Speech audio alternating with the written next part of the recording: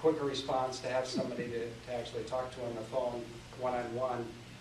If you weren't comfortable with the online application and you didn't want to do your retirement claim online, you could tell the 800 number that you want to file a claim, and they'll get a representative on the line to talk to you to take your claim. If no one's available at the time you call, they will make an appointment and call you back at the appointed time. So you can also do it on the telephone. The last way that we want you to do it is to go in the Social Security office. No, I'm kidding. If you want to do a face-to-face interview, you can still do it. But I would have you call that 800 number to make an appointment to go into the office. Say you'd like to talk with a Social Security representative to file my claim. They'll try to suggest you can do it online, but you can say, no, I want to go into the office to file my claim, and they'll set you up an appointment.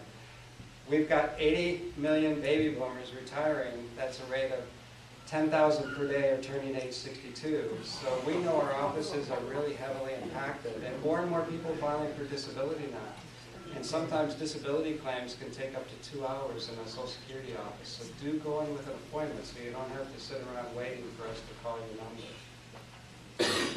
The website is available pretty much 24/7. You know, you can contact us anytime.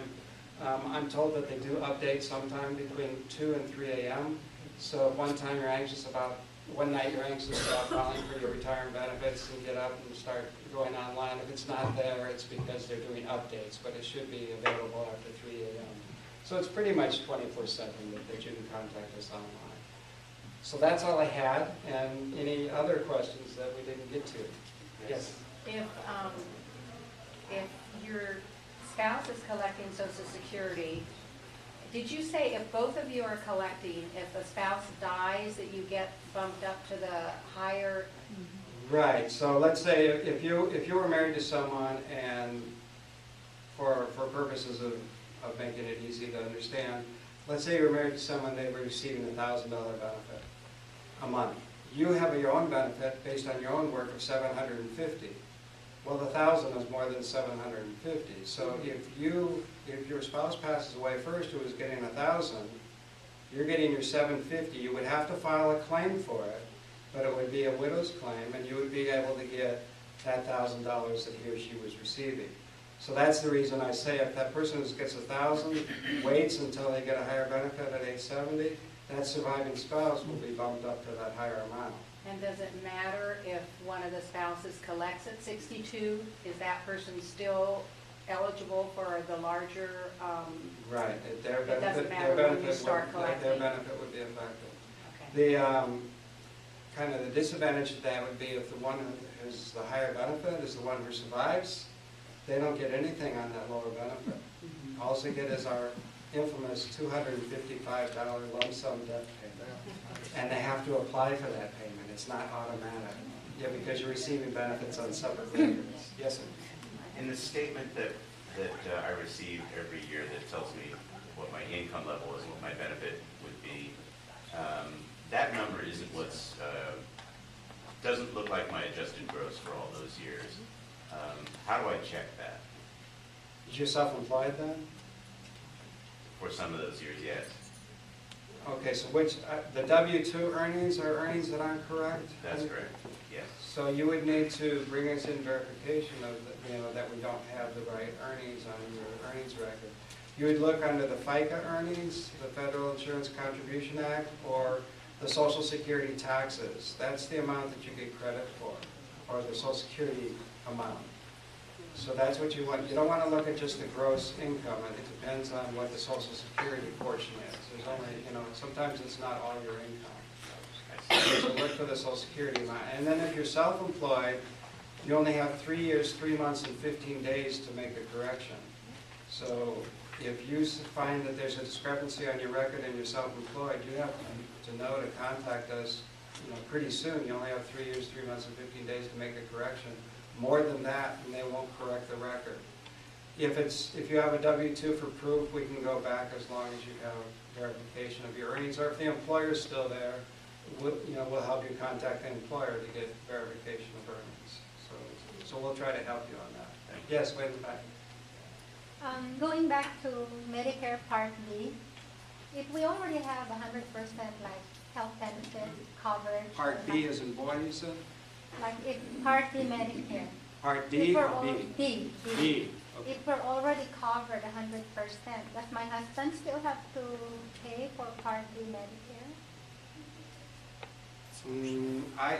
I wouldn't want to make a recommendation on what you should do about Part B. I would have you contact the health insurance carrier, because they're the ones who should be able to give you advice on whether it's beneficial to have Part B or not. Especially if you're involved with a federal, city, state, county government agency where you're covered under that kind of coverage, you really do need to check with the health insurance carrier to see what their advice is. A lot of them can't require you to take it if you have coverage without it. So it's just whether or not it would be advantageous for you, and they're the ones who should be able to advise you. You're eligible for it, but remember, if you don't take it and change your mind, you're subject to the penalty, that 10% penalty per year. Any more questions? Rob, I'm going to jump in here. I'm going to change the tone of this a little bit, and if I need to shut off the camera for this part, you let me know. You made a comment earlier that I thought was pretty insightful that I hadn't heard before. You've explained how Social Security works. I understand now why all these young women keep marrying Rod Stewart and having kids. My question is how they're going to tweak the system going forward. I know you're not the one that's going to do this, but you had a comment about how they tweaked it many years ago when this came up before. And I'm wondering we're not going to hold you to this. We're not going to hunt you down in 25 years when they change it. But what do you think this might look like in terms of how they might tweak this in the future based on what you've seen in your long tenure with the administration? Well, it's pretty much, you kind of at the beginning told everyone pretty much the way it is as it is today. Right now we're fully funded. The last 2 years we've used the excess and the amounts that you said. The program is supposed to be fully funded through the year 2037. Then starting 2038, it's not that we're broke and you can't pay anybody any benefits. We expect at that time to be able to pay 78 cents on the dollar. So if nothing changed by Congress, then that's something that would happen. People would all of a sudden get a reduced payment. I really don't think Congress would let that happen. The Social Security Administration does have trustees, and they do have forget the name of it, but they do make reports to Congress on a yearly basis. They make a trustees report. They try to tell Congress some of the things that they need to do in order to continue the program 75 years into the future. Some of the things that were suggested by that commission, President Obama set up a commission that reported to Congress in December. Some of the suggestions that they made were continue to increase the retirement age from 67 to 69, so it go up gradually two years. They also suggested to raise that cap. Remember, you only have to pay your Social Security tax up to $106,800. They could lift that. In fact, what Greenspan and the Greenspan Commission, when they did make their report, they wanted the average earner to pay 90% of their income into Social Security. If that was still the case today, that cap wouldn't be $106,000, it would be $180,000. And if it was $180,000, the system would be fine. There would be no problems with it. So that's another suggestion, is raise that cap.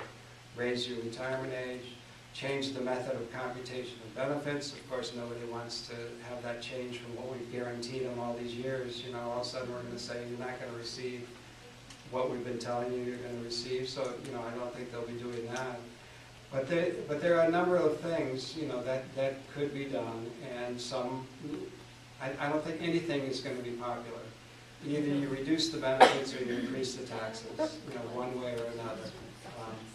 But most people say, well, they want their grandchildren to be covered, their children and their grandchildren. They want the system to continue. So in order for it to continue, some changes need to be made. And, that's a point at which if you have some suggestions, or if you read through things that you think we should be making those changes, your Congress people and your senators, they're the ones who you need to contact, because they're the ones who are going to make the changes. So if I'm doing my math right, the